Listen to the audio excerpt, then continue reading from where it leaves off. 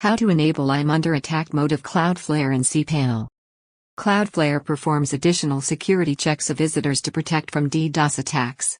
Although this mode doesn't impact legitimate visitors to your website, we recommend you only enable this if your website is under attack.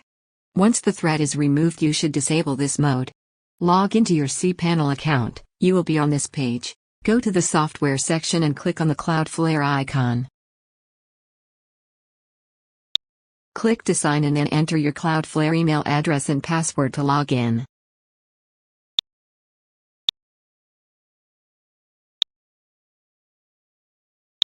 Click on the Settings menu. Currently, a high level of security is selected.